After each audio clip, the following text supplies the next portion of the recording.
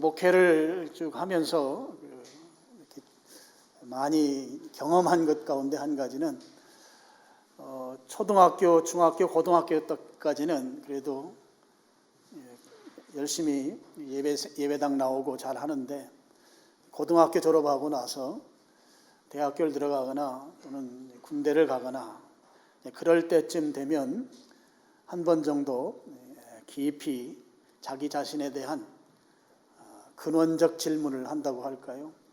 이거 고민스러운 시기를 보내는 것 같습니다.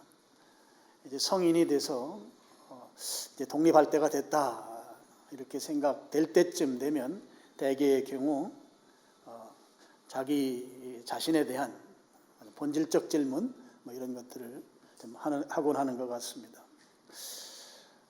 이 본질적 질문이라고 하는 것은 어떻게 보면 영적인 질문이 될 수도 있고 또 종교적인 질문이 될 수도 있겠습니다. 주로 하는 질문들이 내가 누구냐 이런 질문들인 것이죠. 또 내가 살아야 될 이유는 무엇일까 이런 질문들을 하곤 합니다. 또 어떤 친구들을 보면 내가 지금 믿고 있는 종교가 정말 맞는 종교일까? 내가 제대로 신앙생활을 하는 것일까? 그런 질문들을 하곤 합니다. 그런 시기 없이 지나간 분들 가운데에도 어느 날 문득 내가 이렇게 사는 것이 제대로 사는 것일까 하는 차원이 다른 근원적 질문들을 하는 경우들이 있습니다. 밤낮 없이 열심히 살다가 어느 날 문득 자기 자신을 돌아보면서 내가 이렇게 사는 것이 정말 잘 사는 것일까? 그런 질문을 이제 한다고 하는 것이죠. 또 여기에서 조금 발전하면 죽음 이후에 대한 질문들도 하곤 합니다. 내가 죽고 나면 그 다음에 다른 세상은 정말 있을까? 있다면 나는 어떻게 될까? 이런 종교적 질문들을 이제 한다고 하는 거죠. 이런 질문이 깊은 사람들 가운데는 이제 머리를 깎고 출가하는 사람들이 있습니다. 또 그것까지는 아니더라도 배낭을 메고 저 스페인에 산티아고라고 하는 그 긴 걸어가는 길이 있습니다. 그런데 순례길이라고 하는 길을 간다든지 그러면서 자기 자신과 마주해서 이런 근본적 질문들을 답을 만들려고 애쓰는 그런 모습들이 있다고 하는 것이죠. 물론 교회 안에서 자란 분들 가운데에도 그런 경우들이 있습니다. 이른바 어린 시절 모태에서부터 예배당 출입한 사람들도 어느 정도 성장하면 어렸을 때는 그냥 부모님 따라서 신앙생활 잘 하다가도 이제 자기 스스로에 대해서 생각할 쯤 되면 근본적 질문들을 그들도 하곤 합니다. 그래서 그 질문 이후에 그동안에는 꽤 괜찮게 신앙생활을 했던 친구가 아주 삐딱해지는 경우도 있습니다. 그러니까 신앙을 부정하고 아주 엔티 크리스찬이 돼서 교회에 대해서 아주 부정적으로 표현하는 그런 경우들도 있고, 그 반대의 경우도 있습니다. 그동안은 대충 살았는데 그런 질문의 과정을 거친 후에 아주 새 사람 돼서 아주 진지한 신앙인으로 바뀌는 경우도 있습니다. 우리가 쭉 인생을 살면서 한 번 정도 또는 그 이상의 이런 근원적 질문들을 한다고 하는 것이죠. 나는 도대체 누구인가? 내가 믿고 있는 이 종교, 이 신앙은 맞는 종교일까? 내가 살다가 죽으면 죽은 다음에 정말 세상이 있을까? 이런 질문들을 하다가 답을 찾아내려고 끝까지 시도하지 아니하고 중간에 이제 포기하는 경우들이 많습니다. 사는 삶이 고단하다 보니까 아이고 그냥 이렇게 살고 말지, 열심히 살면 되는 거 아니야. 세상이라고 하는 것이 그저 그런 것이지 돌고 도는 게 세상인데 하면서 그냥 또 인생을 그 질문에 대해서 진지하게 답변하지 아니하고 지나가는 경우들도 꽤 많이 있습니다. 저는 우리가 왜 살아가다가 어느 날 문득 또는 이제 스스로 독립할 수 있는 그런 연령대가 됐을 때 이런 근본적 질문을 하는가? 그것은 우리 인간은 동물과 다르게 영적 존재이기 때문에 그렇다, 저는 그렇게 생각합니다. 이 영적인 존재로서의 인간에게는 이 근원적 질문을 만들어낼 수밖에 없는 이 공허감이라고 하는 게 있습니다. 내가 열심히 살아서 그동안 인생의 목표로 세웠던 어떤 지위를 갖게 되고, 또 뭐 경제적인 부를 많이 이루어서 그 부의 수준도 남들 부럽지 않은 많은 부유함을 가지고 있고, 자식들도 다 잘 되고 했는데 속에서는 공허한 것이에요. 세상에서 사는 그 누구보다도 나는 꽤 괜찮게 사는 사람이 돼 있는데 나는 속이 허한 거예요. 허하다고 하는 것은 우리 인간이 영적 존재라고 하는 것의 반증이다, 그렇게 생각하는 거죠.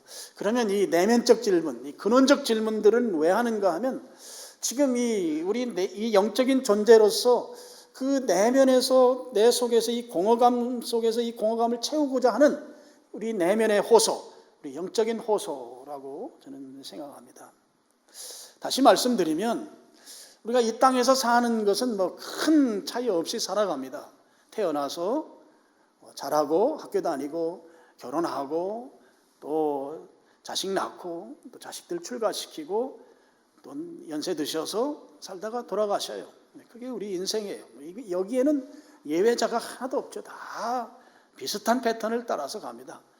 물론 이제 연세가 많이 드셔서 돌아가시면 다 감사한데 중간에 사고가 나거나 또는 큰 병의 고생도 하고 뭐 그런 게 우리 인생이죠. 그렇게 인생을 쭉 살아가는데, 지금 우리가 사는 이 땅에서의 그런 인생 말고 우리 속에 공허감이라고 하는 것을 통해서 우리에게 근원적 질문을 주는 이 호소는 사후 대책, 죽음 이후의 대책에 대한 우리 내면의 호소다 하는 것이죠. 그 부분에 대한 근원적인 해결을 요구하는 것이 이 영적 존재인 우리들에 대한 이 내면으로부터의 그 근원적 질문이, 그 문제 해결하라고 하는, 죽음 이후에 대한 문제를 해결해내라고 하는 호소가 이런 근원적 질문을 만들어내고, 이 근원적 질문에 대해서 답을 찾지 못하니까 우리는 여전히 허하고 공허한 삶을 살게 된다고 하는 거죠. 열심히 산 사람일수록 그렇게 느끼는 경우들이 많이 있어요. 막 큰 부를 이룬 사람들일수록 그런 공허감을 더 느끼는 경우가 많이 있습니다. 왜 그런가 하면 우리는 하나님의 형상대로 창조한 인간이고 영적인 존재이기 때문에 영적인 존재만이 갖는 이 질문, 나는 누구인가? 내가 죽은 이후에 그 이후에 세상이 있다면 나는 어떻게 될 것인가? 우리 성경에 나오는 대로 나는 어디에서 와서 어떻게 살다가 어디로 갈 것인가? 라는 이런 질문들에 정확한 답을 만들어내야 한다는 것이죠. 그래야 우리 속에 있는 이 허함, 이 공허함이라고 하는 것을 해결할 수 있다고 하는 것입니다. 여러분, 히브리서 9장 27절 말씀을 한번 보시면, 한 번 죽는 것은 사람에게 정해진 것이요. 여기까지 부인할 분은 한 분도 안 계실 거예요. 사람들은 다 죽습니다. 우리는 지금 아직 안 죽었을 뿐이지 우리가 이미 죽는 것을 많이 보아왔어요. 다 죽는다고 하는 데는 다 동의합니다. 그런데 성경이 그 다음에 중요한 표현을 하고 있어요. 그 후가 있다는 것이죠. 그 후가. 죽음 후가 있다고 성경이 표현합니다. 그 후에는 심판의 세상이 있다는 거예요. 죽는 것으로 끝나는 것이 아니고 죽음 후가 있다고 하는 것을 성경이 우리에게 가르쳐주고 있습니다. 그 후에는, 히브리서 9장 27절에 아주 중요한 포인트이죠. 그 후에는 인생을 살고 마무리 짓는 것으로 끝나는 것이 아니라 그 후에는 심판의 세상이 있다 하는 것이죠. 여러분, 오늘 우리가 읽은 성경으로 돌아오시면 여러분 2절을 보면 그때에 이렇게 시작합니다. 그때. 지금 시점에서 보면 과거의 어느 시점이죠. 그때. 과거를 말하죠. 3절도 시작하는 표현이 전에는 이렇게 되어 있어요. 지금 시점에서 보면 과거를 말하는 것입니다. 그때에, 전에는 하나의 기준점을 두고 지금 그 기준점에서 볼 때의 그 과거의 어느 시점이 있는 것을 알려주는 거죠. 바꿔 말씀드리면 기준점이라고 하는 것이 있고 그 기준점에 의해서 과거와 그 기준점 이후를 나누고 있는 것을 볼 수가 있어요. 성경에. 전에는 그때 이렇게 표현하고 있습니다. 그럼 전에는 도대체 어떤 삶이 전에 있었는가를 2절과 3절이 소개해 주는데요. 2절, 그때에 너희는 그 가운데서 행하여 이 세상 풍조를 따르고 그랬어요. 전에는 어느 기준점에서 볼 때 그 이전에 우리는 어떤 삶을 살았는가 하면 세상 풍조를 따라서 살았다 하는 것이에요. 그냥 사람들 사는 그 사람들의 삶의 방식대로 그냥 아무런 어떤 의문 또 이의제기하지 아니하고 그렇게 따라 살았다 하는 것이죠. 세상 풍조를 따라 살았다. 세상 풍조를 따라서 살았던 시절이 있다 하는 것이에요. 그 다음에 두 번째는 공중의 권세 잡은 자를 따랐으니, 세상을 따라 살고, 두 번째는 공중의 권세 잡은 자. 공중의 권세 잡은 자는 불순종의 아들들 가운데 역사하는 영이래요. 그러니까 하나님을 대적하는, 하나님을 반대하는 영적 존재를 말하는 것이죠. 우리가 흔히 말하는 사탄, 마귀입니다. 공중 권세 잡은 자, 사탄을 따라 사는 삶, 하나님을 대적하는 영적 존재를 따라 사는 삶이었다는 거예요. 어떤 기준점 이전의 삶이 다 그런 삶이었다 하는 거죠. 세상 풍조를 따라 살고, 공중의 권세 잡은 자를 따라서 살고, 그리고 또 따라서 사는 게 있어요. 3절에 전에는 우리도 다 그 가운데서 우리의 육체의 욕심을 따라 살았대요. 육체의 욕심. 육체의 욕심의 핵심에 뭐가 있는가 하면 죄성이 있습니다. 죄성. 죄성을 따라 살았다. 그래서 어느 기준점 이전의 삶을 딱 세 가지 단어로 말하면 세상, 마귀, 육체의 욕심, 바로 죄성, 이 세 가지가 어느 기준점 이전의 인생들의 삶이었다고 하는 거예요. 이 세 가지의 삶. 그런데 그 삶의 결과를 3절 말미에 소개하고 있어요. 본질상 진노의 자녀이었다. 본질이라는 말은 본래 그렇다는 말이고요. 진노의 자식이라고 하는 것은 심판받고 진노받기에 마땅한 존재라는 것이죠. 어느 기준점에서 볼 때 그 이전의 삶은 세상을 따라 살고, 하나님을 대적하는, 하나님을 반대하는 영적 존재를 따라서 살고, 육체의 욕심의 핵심인 죄성을 따라서 살 그때는 진노의 대상이었다 하는 거죠. 진노의 자녀였다. 그러면 그 기준점이 무엇인가? 4절과 5절이 소개하고 있습니다. 그 기준점, 긍휼이 풍성하신 하나님이 우리를 사랑하신 그 큰 사랑을 인하여, 이렇게 되어 있어요. 하나님께서 우리를 사랑하셨는데 우리를 사랑한 사랑을 여기엔 큰 사랑이래요. 우리에 대해서 구체적으로 사랑으로 나를 만져준, 나에게 그 사랑이 접촉된, 그 사랑이 나에게 적용된 그 시점을 기준으로 해서 이전, 그 시점 이후로 성경이 우리의 인생을 둘로 나누고 있는 것을 볼 수 있습니다. 하나님의 그 큰 사랑이 내게 경험되어진 날을 기준으로 해서 그 이전과 이후로 성경이 나누고 있어요. 하나님의 사랑이 내게 접촉된 날, 하나님이 우리를 사랑하는데 그 사랑은 그냥 일반적 사랑이 아니고 그 큰 사랑이라는 것이죠. 그 큰 사랑이 내게 만져진 날, 내게 적용된 날, 나와 접촉점을 만들어낸 날, 그날 이전의 삶은 진노의 자식의 삶이었다는 거예요. 그날이 기준이라고 하는 것이죠. 진노의 자녀, 본래 진노의 자녀였기 때문에 진노의 심판을 받아야 마땅한데요. 그런데 하나님께서 우리에게 그 큰 사랑으로 접촉해 오셨다는 거예요. 그게 기준점이에요. 근데 그 하나님은 어떤 하나님이신가? 4절을 시작하는데 어떻게 시작합니까? 긍휼이 풍성하신 하나님이시다 그랬어요. 하나님은 긍휼이 풍성하시대요. 긍휼이라는 말은 불쌍히 여긴다는 말입니다. 하나님은 우리들에 대해서, 나에 대해서 불쌍해서 못 견디시는 분이세요. 이 긍휼이 풍성하신 하나님이라고 하는 이 부분을 제대로 설명할 수 없어서 안타까워요. 하나님께서는 불쌍해서 견딜 수가 없는 마음으로 우리를 사랑하셨다는 것이죠. 여러분, 우리가 사랑을 받을 만한 그런 가치가 있는 존재냐? 그렇지 않다는 것이죠. 사랑을 받을 만한 가치가 전혀 없는 존재죠. 사랑이라는 걸, 그런 말조차도 붙이기에 전혀 가치가 없는 존재인 우리를 하나님께서 너무너무 불쌍해서 견딜 수가 없어서 그들에게 사랑으로 접촉해 주셨다고 하는 것입니다. 우리는 사랑의 대상도 사랑의 근거도 되지 아니하는, 사랑의 가치조차 되지 않는 그런 존재를 향해서 불쌍해서 견딜 수 없는 그분, 긍휼이 풍성하신 하나님이시다. 불쌍해서 견딜 수 없어요. 하나님이 나를 향해서, 여러분 각자를 향해서 불쌍해서 견딜 수 없는 그 사랑. 하나님은 성품상 우리들에 대해서 불쌍해서 견딜 수가 없으신 거예요. 불쌍해서. 우리가 진노의 자식으로 그렇게 망하는 것을 보고 그냥 보실 수가 없는 분이신 거예요. 그래서 견딜 수가 없는 것이죠. 이들을 그냥 두고는 하나님의 그 속성상, 성품상 그냥 계실 수가 없는 거예요. 그냥 계실 수가. 이대로 진노의 자식으로 망하는 것을 두고 보실 수가 없으신 분, 그분이 바로 긍휼이 풍성하신 하나님이시다 하는 거예요.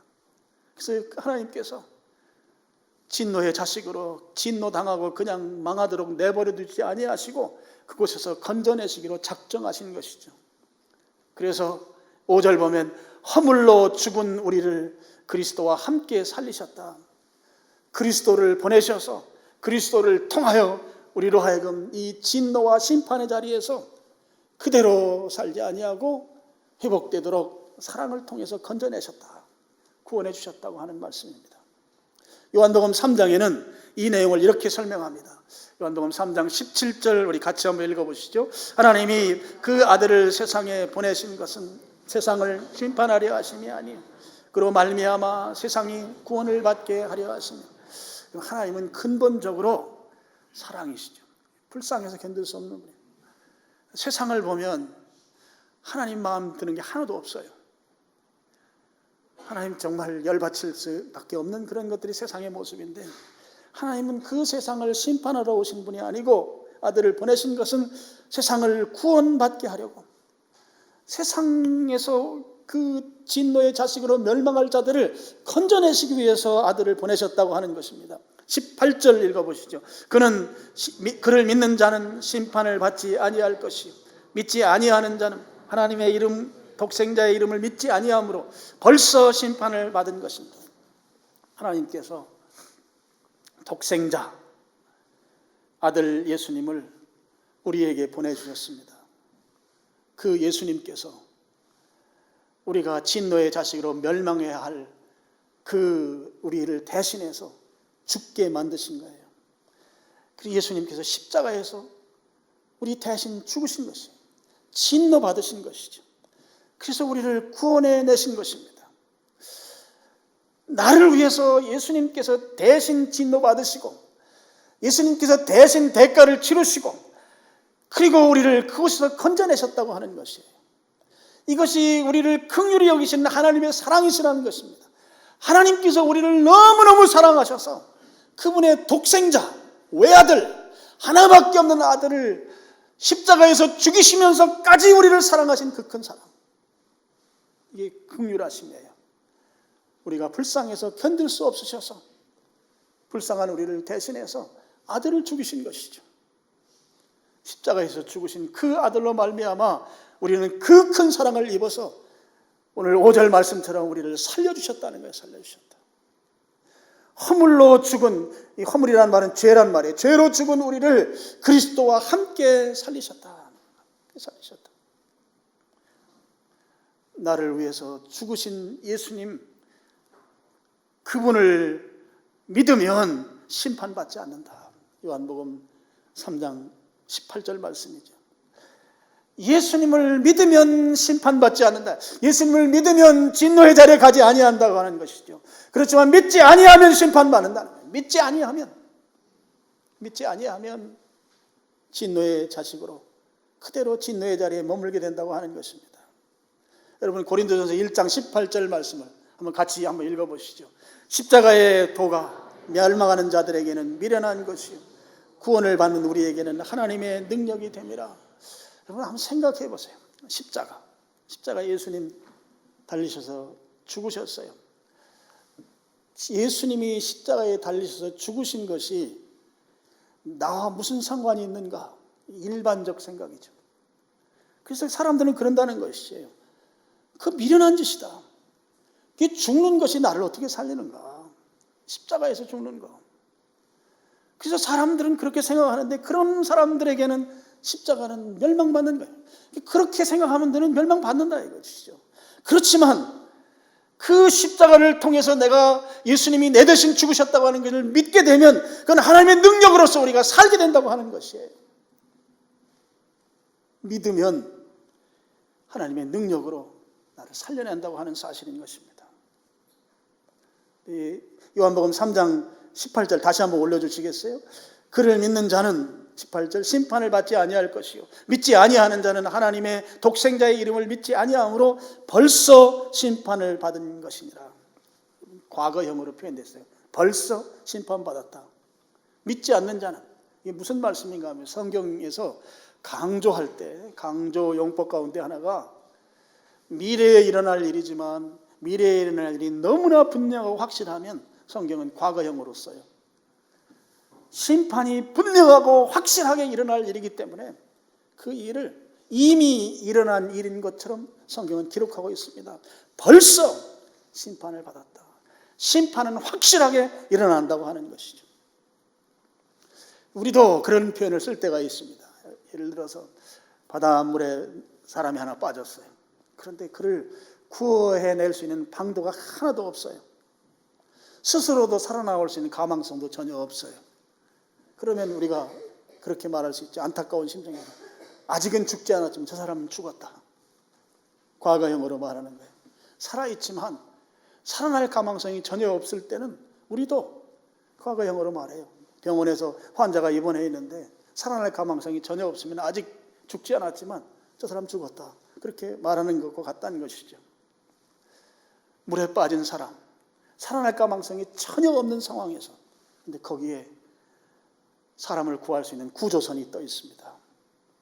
물에 파도에 휩쓸려 떠내려가고 있어요. 그런데 그 사람들을 향해서 구명밧줄을 다 집어 던집니다. 사람들이 그 밧줄을 붙들고 잡고 올라오면 살아나요.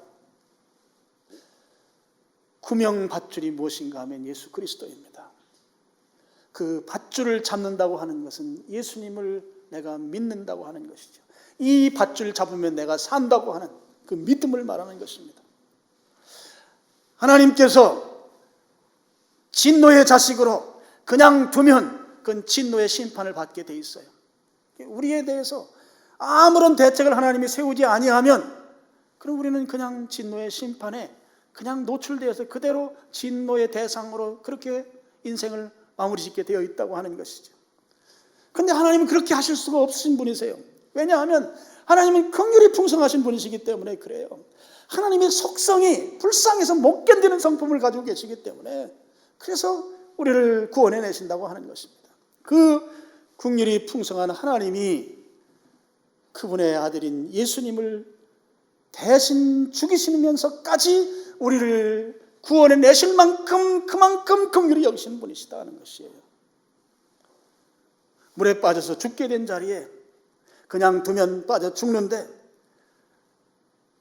견딜 수 없는 주님의 그 큰 사랑이 예수님이라고 하는 이 구명밧줄을 내려주셔서 그거 붙들면 산다, 살아나도록 이 밧줄을 붙들으라고 하는 그 호소가 이 긍휼이 풍성하신 하나님이라고 하는 것입니다. 여러분, 내가 언제 예수님을 구명밧줄로 생각하고 내가 살 수 있는 분은 그분 한 분밖에 없다고 생각하고 그분을 붙잡은 적이 언제이십니까? 여러분에게 질문합니다.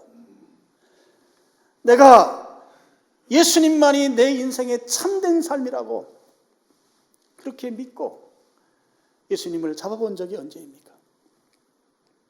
더 떠내려가기 전에 예수님을 잡아야 합니다.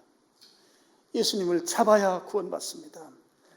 바꿔서 말씀을 드리면 여러분, 내가 내 인격적으로 예수님 앞에 예수님만이 나를 살리시는 주님이십니다라고 고백한 적이 언제입니까? 예수님만이 나를 살리시는 오직 유일한 분이라고 언제 한번 고백해 보셨냐고요. 내가 인격을 다해서 노래를 부르는 노래 가사로 내 입술로 말이 아니라 내가 내 진심을 다해서 예수님만이 나를 살리시는 분이십니다. 예수님만이 나를 구원하실 유일한 그분이십니다 라고 하는 이 내 인격으로부터 끓어오르는 고백을 드린 지가 언제냐 말이에요. 오늘 여러분 그런 고백을 한 경험이 없다면 지금 그 고백의 자리로 나올 수 있기를 바랍니다.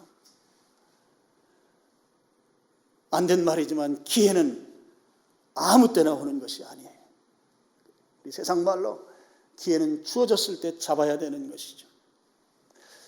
본질상 원래 진노의 자녀로서 그냥 두면 진노의 결과로 그대로 흘러갈 인생을 하나님이 긍휼히 풍성하셔서 견딜 수 없는 사랑으로 우리를 불쌍히 여기셔서 당신의 아들을 죽이는 데까지 내놓으시고 우리를 사랑하신 그 큰 사랑을 붙잡을 수 있는 기회가 지금이라면 여러분 어떻게 하시겠습니까?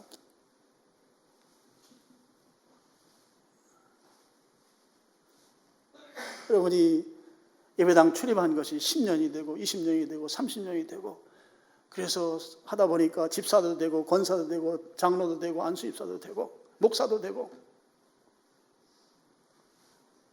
그게 중요한 게 아니고 내가 언제 예수님이 나를 살려주시는 유일한 분이시고 내 주님이시라고 하는 것을 내 전 인격을 다해서 고백하고 그분을 인정한 적이 언제냐고.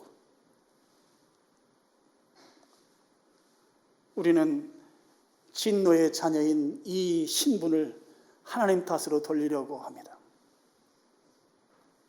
하나님은 오히려 공의적 성품으로 우리를 진노의 대상으로 심판하셔도 우리가 아무런 이유를 달 수 없는 그런 존재들입니다. 그럼에도 불구하고 하나님은 긍휼이 풍성하셔서 우리에 대해서 견딜 수 없는 그 불쌍함을 가지시고 그분의 아들을 기꺼이 내어놓으시고 그분을 믿으면 구원받는 이 놀라운 복음을 우리에게 주셨단 말이에요. 그 복음 앞에 우리가 고백해야죠. 내가 인격적으로 고백해야 된다고 하는 것입니다. 빌리그레암 목사님이 주로 쓰는 예화가 하나가 있어요. 전쟁이 났어요. 통신병들이 각 부대로 쭉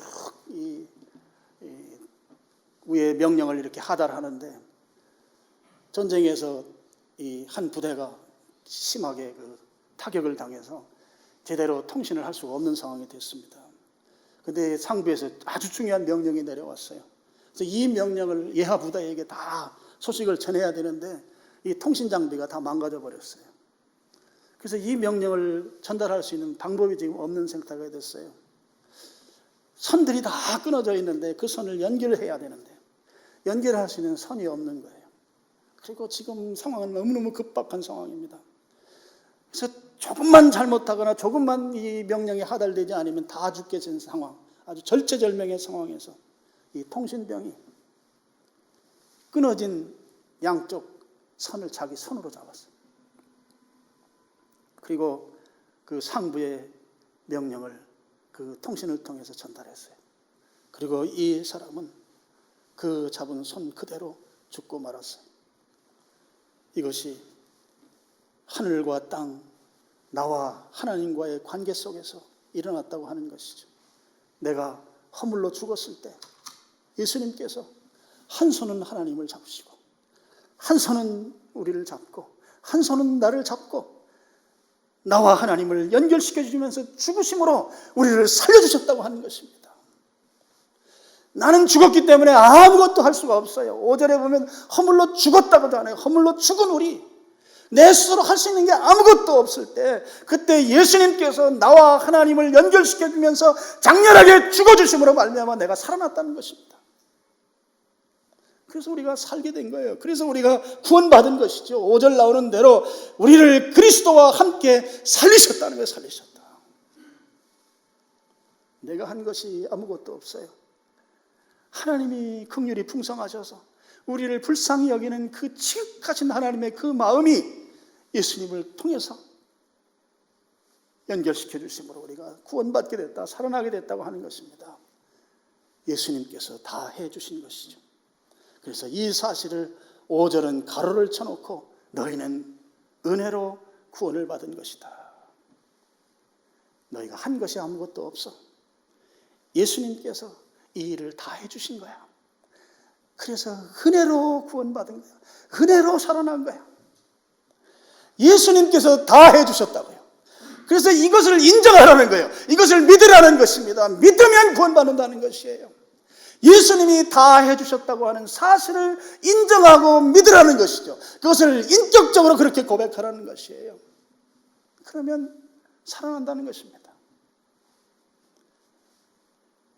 예배당 많이 다니는 게 그게 중요한 게 아니고 내가 언제 예수님이 나를 살리신 분으로 그 만극하신 사랑을 가지신 그 하나님의 불쌍히 여기는 그 사랑으로 예수님께서 죽으시면서 나와 하나님 사이를 연결해 주셨다고 하는 이 사실, 그러므로 인해 내가 살아났다고 하는 이 사실을 인정하고 믿으라는 이 고백 앞에, 명령 앞에, 말씀 앞에 내가 인격적으로 반응하는 것. 예, 맞습니다. 인정합니다. 예수님만이 나의 주님이십니다. 예수님만이 나의 그리스도이십니다. 나를 살리신 분입니다. 오직 예수님만이 나를 살리셨습니다. 그러면 진노의 자녀에서 하나님의 자녀로 신분이 바뀌게 되는 거예요. 이걸 중생이라고 합니다. 하나님의 자녀가 되는 것이. 여러분 잠깐 눈을 감아 보시죠. 자기 자신에 대해서 한번 솔직하게 이 시간 좀 생각했으면 좋겠어요. 내가 예배당은 오래 다녔다. 그리고 직분도 받았다. 근데 나는 예수님께서 나를 살리시기 위해서 하나님과 나의 관계를 연결시켜주기 위해서 그렇게 십자가에 죽으셨다고 하는 이 사실을 내가 이제 인격적으로 내가 믿기로 결심하겠다. 지금까지 믿었던 사람들은 말고 지금 오늘 이 시간에 내가 주님 앞에 이제 이 말씀 앞에 내가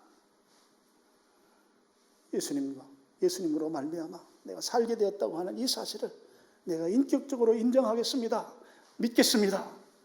그렇게 여러분 마음속에서 진정으로 고백이 되시는 분들은 한번 자리에서 한번 일어나서 그 믿음을 한번 고백해 주시면 좋겠어요. 나는 진정으로 이 시간 예수님이 하나님과 나의 관계를 연결시켜 주신, 그래서 내가 그분 때문에 살아났다고 하는 것이 내가 믿어집니다. 지금 이 시간에 인격적으로 내가 그렇게 고백하겠습니다. 그렇게 고백하시는 분들은 내가 자리에서 한번 일어나시는 걸로 그것으로 내 신앙을 한번 표현해 보시죠. 하나님께 그렇게 한번 표현해 보시죠. 예, 한 번만 더 묻겠습니다. 고백을 이 시간에 자리에서 일어서는 것으로 하나님 앞에 고백해 보시자고요. 예, 한 2분 정도 여러분 주님 앞에 그 고백을 기도로 표현했으면 좋겠습니다. 여러분이 지금 자리에서 일어서신 분들은 한 2분 정도 주님 앞에 그 고백을 표현하시길 바랍니다. 기도로 표현하겠습니다.